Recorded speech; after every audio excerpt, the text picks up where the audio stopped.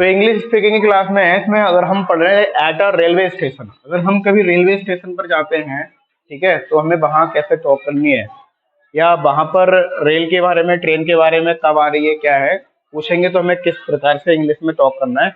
तो पैसेंजर यहाँ लिखा है, पैसेंजर, पता है इंग्लिश पढ़ना ही आती होगी, सिखा चुके हैं। तो पैसेंजर मीन्स होता है यात्री, जो जा रहा हो रहा है व्यक्ति कहीं एक स्थान से दूसरे स्थान पर, वो आपका पैसेंजर कहलाता है। और एक्सक्यूज मी देखो, अधिकतर जो वर्ड्स है एक्सक्यूज मी वहां बोला जाता है जब कोई व्यक्ति, वहां पर कई लोग आपस में बात कर रहे होते हैं और वहां से कोई दूसरे व्यक्ति आकर इंटरेक्ट करता है, बात पूछता है कुछ, या कुछ कहता है किसी बाहर से व्यक्ति, अगर सपोज दैट यहाँ पर 3-4 लोग बातें कर रहे हैं, मैं बाहर से आऊँ, तो वहां पर मुझे बोलना चाहिए उन लोगों से एक्सक्यूज मी। अगर एकदम से आप जाके पूछ लगेंगे कि हाँ भाई ये बताओ, तो वो अच्छा प्रभाव नहीं पड़ता है। और आपको वहां बोलना चाहिए एक्सक्यूज मी। या अगर आप बातचीत कर रहे हो 4-5 लोगों के साथ में, तो वहां भी अगर आपको वहां से जाना है कहीं दूसरी जगह पर, तब भी आपको उन लोगों से एक्सक्यूज मी बोल के ही जाना चाहिए।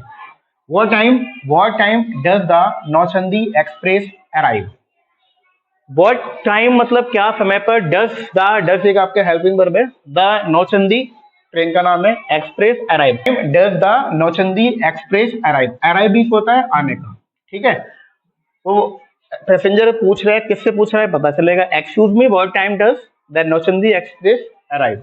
अब यहाँ पर आप चेंजेस कर सकते हैं अकॉर्डिंग टू सिचुएशन, या जो भी आपके जहां जिसको भी आप किसी का आने का टाइम पूछ रहे हो, तो excuse me what time does the, अब यहाँ पर आप चेंज कर सकते हो, जो भी ट्रेन है, बस है, कुछ भी है, आप उसको यहाँ पर बोल सकते हो, अराइव मीन्स होता है आने का, ठीक है। तो excuse me what time does the Nauchandi express arrive, क्षमा करें, या कि बताइए कि जो नौचंदी एक्सप्रेस का आने का टाइम है वो क्या है। क्लर्क कौन है? क्लर्क मीन्स होता है जो ऑफिस में या फिर स्टेशन पे जो वर्क कर रहे होते हैं, काम कर रहे होते हैं, उनको कहा जाता है clerk. At a quarter, quarter का मतलब होता है तिहाई, मतलब अगर हम कोई हमारे पास ये है, इस टाइप से डिवाइड कर दे 1 2 3, तो इसको बोलते हैं कि 8:15, एट क्वार्टर पास्ट 8, 8:15 बजे जो है ट्रेन आएगी। पैसेंजर, अब यहाँ पर पैसेंजर के द्वारा कहा गया which platform will it arrive at, and when will it depart, depart का मतलब होता है जाने का, छूटने का कितने का समय है, ठीक है। अराइव ऑन, कभी कभी आपने प्लेटफॉर्म पे कभी आप जाते हो तो आपने अनाउंसमेंट सुना होगा, है ना, तो अराइविंग ऑन प्लेटफॉर्म नंबर 1 2 ऐसे करके। तो विच platform will it arrive, which means होता है कौन सी, प्लेटफॉर्म मीन्स होता है जो रेल, आप स्टेशन पे जाएंगे तो कई आपको रेल की पटरी जो है इस प्रकार से बनी होती है, तो एक पटरी को वहां पर जब आप रेलवे स्टेशन पे होते हैं, तो पहली पटरी को हम प्लेटफॉर्म नंबर 1, दूसरी को 2, तीसरी को तीसरी प्लेटफॉर्म ऐसे बोलते हैं, ठीक है। तो रेल की पटरियों को प्लेटफॉर्म बोलते हैं, किस पर कहाँ पर है, 1 प्लेटफॉर्म, 2 प्लेटफॉर्म, 3 प्लेटफॉर्म। जब आप बड़े बड़े जंक्शन पे जाते हो तो वहां बहुत से प्लेटफॉर्म होते हैं, 15-15, 17-17 भी होते हैं, भागते भागते पैरों में दर्द होता है। अब कई रेलवे स्टेशन पे जाओगे ना जहाँ जंक्शन होते हैं, वहां आपको मिलेंगे ये सब। Which platform will it arrive, किस प्लेटफॉर्म पे ये आ रही है, at, and when will it depart, और व्हेन का मतलब कब, विल इट डिपार्ट ये कब डिपार्ट होगी, कब वहां से ये छूटेगी। क्लर्क क्या कह रहे हैं, फ्रॉम प्लेटफॉर्म नंबर 1, कहां पर है, प्लेटफॉर्म नंबर 1 से, इट लीव्स का मतलब छोड़ देगी, एट 8:20, 8:20 पर जो है रेलवे प्लेटफॉर्म को छोड़ देगी, यानी कि 8:15 पे ट्रेन आएगी, और यहाँ पर 8:20 मतलब 20 पर लीव, मतलब जो प्लेटफॉर्म नंबर 1 है उसको ये छोड़ के डिपार्ट हो जाएगी, चली जाएगी। समझ में आ रहा है? यहाँ तक कोई दिक्कत हो तो पूछ लेना, समझ में ना आ रहा हो। फिर पैसेंजर ने फिर बोला, where can I get a ticket from Delhi, where can I get a ticket from Delhi, where मतलब कहाँ से, कैन मतलब सकता या सकती, I get a ticket from Delhi, मैं दिल्ली के लिए टिकट कहाँ से खरीद सकता हूँ। तो when I can I get a ticket from Delhi, ये वाला कहीं भी आप जा रहे हो, आपसे कोई पूछा इंग्लिश में, कहीं आप बस स्टेशन पे हैं या रेलवे स्टेशन पे कोई, where I can get a ticket from Delhi, तो समझना चाहिए आपको कि पूछ रहा है कि where can I get a ticket from Delhi, मैं दिल्ली के लिए टिकट कहाँ से खरीद सकता हूँ। क्लर्क ने फिर at a window number 3 near the entrance, entrance का प्रवेश द्वार, प्रवेश द्वार, प्रवेश होता है ना, कभी आप देखोगे रेलवे स्टेशन पे तो वहां लगा होगा प्रवेश।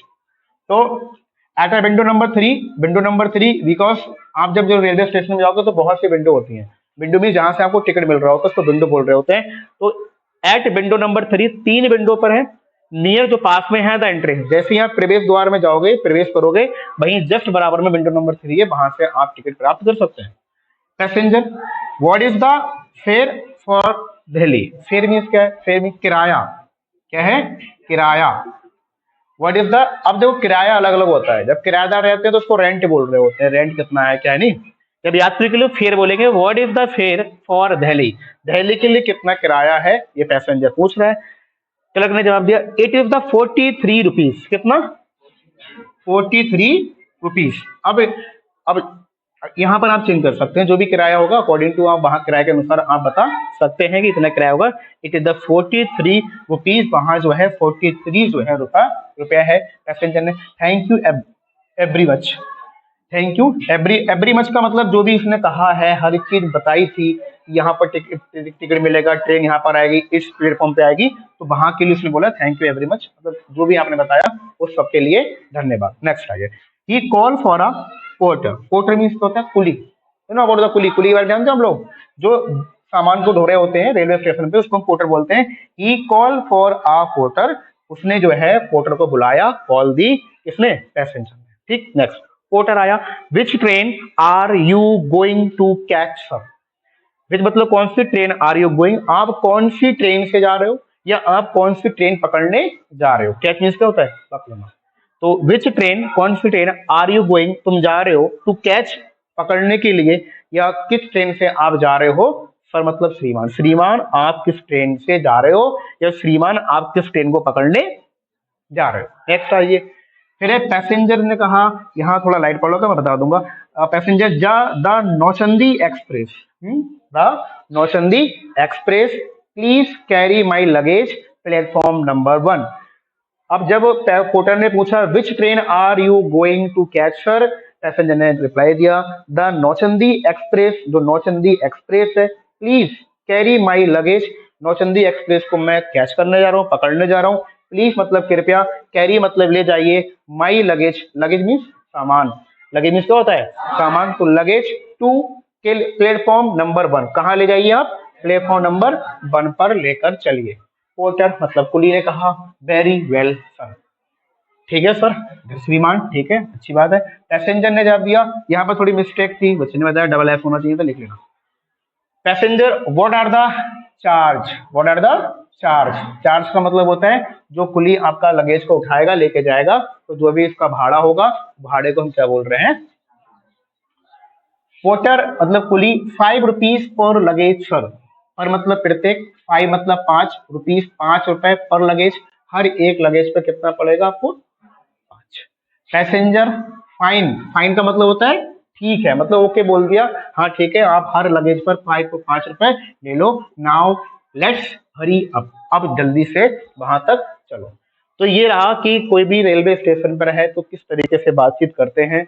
पैसेंजर होता है, क्लर्क से कैसे पूछेगा ट्रेन आने का टाइम, किस प्लेटफॉर्म पे आ रही है, वो यहाँ पर था। क्लियर हो गया यहाँ तक? तो क्या passenger, excuse me, what is the, what time does the Nauchandi express arrive? और फिर clerk, at a quarter past 8 मतलब 8:15। The passenger, which platform will it arrive at the when will it depart. Depart का मतलब train को छूटने को, train चली जाती है उसको डिपार्ट बोलते हैं। Clerk, from platform number 1 it leave at 8:20। Passenger, where can I get the ticket from Delhi? Clerk, at window number 3 near the entrance. देखिए हिंदी बता चुका हूँ, अब आप जो मैं इंग्लिश बोल रहा हूँ आप उसको हिंदी समझने का खुद ब खुद प्रयास करियो। Passenger, that is the fare for Delhi, fare का मीनिंग बता चुका हूं मैं। Clerk, it 43 rupees. Passenger, thank you very much. He call for a porter, porter आता है, which train are you going to catch sir? Passenger, the Nauchandi Express please carry my luggage to platform number 1। Porter, very well sir. Passenger, what are the charge? Porter, 5 rupees per luggage sir. Passenger, fine, now let's hurry up. Symbols हैं, कुछ लिख पाया हूं मैं।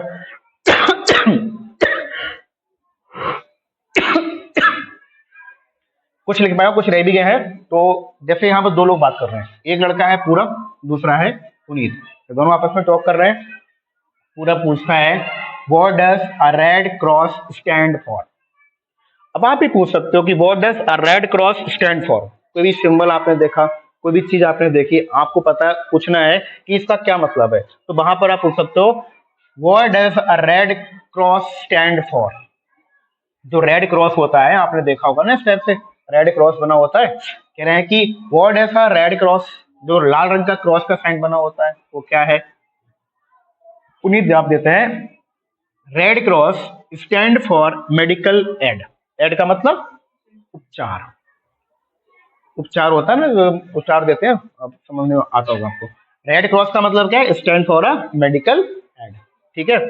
पूरब ने पूछा what does a wheel represent. Wheel का मीन्स क्या होता है, चक्र। आपने देखा होगा ना ऐसे चक्र, व्हील, ये वाला व्हील। कह रहे हैं कि व्हील का मतलब बताइए, रिप्रेजेंट क्या रिप्रेजेंट करता है। The wheel represents progress. Progress का मतलब उन्नति होना, लगातार वो चीजों को चलता रहे। व्हील जो होता है वो लगातार चलता रहता है, रुकता कहीं नहीं है। तो जो व्हील है वो हमको क्या रिप्रेजेंट कर रहा है कि हमें लगातार अपने आप को प्रोग्रेस में रखते रहना चाहिए, लगातार हमको आगे बढ़ते रहना चाहिए, कभी रुकना नहीं चाहिए। तो जो व्हील होता है वो एक तरीके से हमको रिप्रेजेंट करता है प्रोग्रेस को। पूरब ने फिर पूछा what does a dove stand for. Dove, आप लोग डब से जो शैम्पू साबुन देखा है, सॉप, वो वाला डब नहीं है। डब एक पक्षी है जिसको पाकथा बोलते हैं, पाकथा। ठीक है। तो what does a stand for, जो डब है, डब का साबुन तो देखा होगा ना, सभी ने देखा है नहीं देखा है। उस पर आप देखने तरफ से एक चिड़िया का इमेज बना होता है, उसी को डब बोलते हैं, पाकथा कहलाती है वो हिंदी में इसको। तो पूरब ने पूछा what does a dove stand for. Dove का क्या मतलब है, किस लिए हम इसको रिप्रेजेंट करते हैं। पुनीत ने कहा अ डब स्टैंड फॉर पीस होगा, पीस। ठीक है। तो अ डब स्टैंड फॉर पीस, मतलब शांति के लिए। डब जो होता है ना, शांति के लिए है कि भाई आप ज्यादा लड़ाई झगड़ा या फिर शांति बना के रखो ना, ज्यादा माहौल खराब नहीं करना, वहां पीस आता है। तो अ डब स्टैंड फॉर पीस। पूरब ने क्या कहा what does a white flag stand for. White flag मतलब सफेद झंडा, कभी आपने देखा होगा लगा हुआ, कई लोग लगाते भी हैं, यूज करते हैं। तो what does a white flag stand for. A white flag stand for surrender. क्या होता है, सरेंडर। सरेंडर का मतलब होता है कि आत्मसमर्पण कर देना, अपने आप को उनके प्रति समर्पण कर देना। जैसे पहले राजाओं के द्वारा युद्ध हुआ करते थे, तो जो राजा किसी दूसरी सेना के साथ में युद्ध करता था, जो हार जाता था, वो अपने आप को क्या कर देता था, सरेंडर कर देता था, आत्मसमर्पण कर देता। और आज के समय में पुलिस के अंडर में हम क्या करते हैं, सरेंडर करते हैं। कोई मर्डर करके आया, कोई चोरी करके आया, उसको लगा कि भाई पकड़ जाऊंगा, मैंने अपराध किया, तो खुद चले जाते हैं, अपने आप को आत्मसमर्पण कर देते हैं कि भाई मैंने ये वाला काम किया, हम उसको अरेस्ट कर लीजिए। तो वहां पर क्या कहलाते हैं, सरेंडर।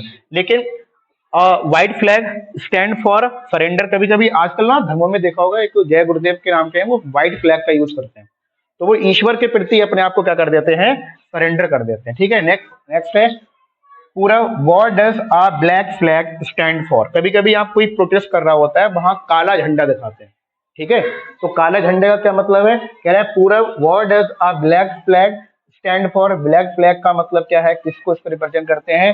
पुरित ने कहा अ black flag stand for protest. किसको बोलते हैं, प्रोटेस्ट। प्रोटेस्ट का मतलब होता है धरना प्रदर्शन करना। अगर आप किसी की नीति से या किसी के राज्य से या कोई आपके ऊपर, जैसे आज की जो गवर्नमेंट है ना हमारी, हम अगर गवर्नमेंट को लगता है कि सही काम नहीं कर रही है, तो हम उसके प्रति प्रोटेस्ट करते हैं। जब प्रोटेस्ट करते हैं तो वहां पर हम ब्लैक फ्लैग को दिखाते हैं। इसलिए कभी आप जाना, मैं गया था अभी, जब प्राइम मिनिस्टर जो आए थे उनके यहाँ पर गया था मैं, तो मैं ब्लैक कोट पहना था ना, कोट से सीधे मैं वहीं चला गया सर के साथ में। तो उन्होंने मेरा ब्लैक कोट जो है उतरवा दिया था। क्यों, कहीं ना कहीं जब वो प्राइम मिनिस्टर जब आते हैं ना अपना संबोधन करने के लिए, भाषण देने के लिए, स्पीच देने के लिए, तो वहां कोई भी ब्लैक चीज अलाउ नहीं होती है, कि उनको लगे कि हाँ ब्लैक कलर का कपड़ा या ब्लैक कलर का झंडा या कुछ भी दिखा रहे हैं, तो इसका मतलब होता है कि ये व्यक्ति जो है प्रोटेस्ट कर रहा है। तो पुलिस वालों ने बाहर से ही मना कर दिया, भैया पहले आप कोट उतार के आओ, देन इसके बाद आपकी एंट्री होगी। ठीक है। तो ये आज भी होता है। तो और ये चीजें ध्यान में रखना कि जो ब्लैक फ्लैग होता है या ब्लैक कपड़ा है, कभी न्यूज में भी आता है कि ब्लैक कपड़ा, ब्लैक क्या नाम है कपड़े, या ब्लैक हाथ में कुछ कपड़ा वगैरह बांध के गए, प्रोटेस्ट कर रहे थे। तो जब हम किसी के प्रति उससे संतुष्ट नहीं होते हैं, उसकी नीतियों के संतुष्ट नहीं होते हैं, तो वहां पर हम क्या करते हैं, प्रोटेस्ट करते हैं। और वहां ब्लैक फ्लैग के द्वारा प्रोटेस्ट करते हैं, धरना प्रदर्शन करते हैं। What does a rose stand for? जो रोज है, गुलाब है, वो किसके लिए यूज होता है? तो आपको पता ही होगा सब लोगों को, ये ना। तो a rose stand for love. तो जो रोज है वो किसके लिए होता है? प्रेम के लिए जो है रोज का हम क्या करते हैं? यूज करते हैं। तो अधिकतर लोग अपना गुलाब देकर प्रदर्शित करते हैं अपने लव को। तो ये सिंबल की चीज, उसमें और भी कई सिंबल थे लेकिन स्पेस नहीं था अपने पास में, तो हमने केवल इतनी चीजों को लिखा है। तो what does the red cross stand for? Red cross stand for a medical aid. What does the wheel represent? The wheel represent a progress. What does the dove stand for? A dove stand for the peace. और what does a white flag stand for? A white flag stand for a surrender, अपने आप को समर्पित कर देना, आत्मसमर्पण करना। पूरब ने पूछा what does a black flag stand for? A black flag stand for a protest। protest का मतलब मैंने अच्छे से आपको बता दिया है कि हम क्यों करते हैं प्रोटेस्ट। पूरब ने what does the rose stand for? A rose stand for a love। तो ये आप इंग्लिश स्पीकिंग की क्लास थी।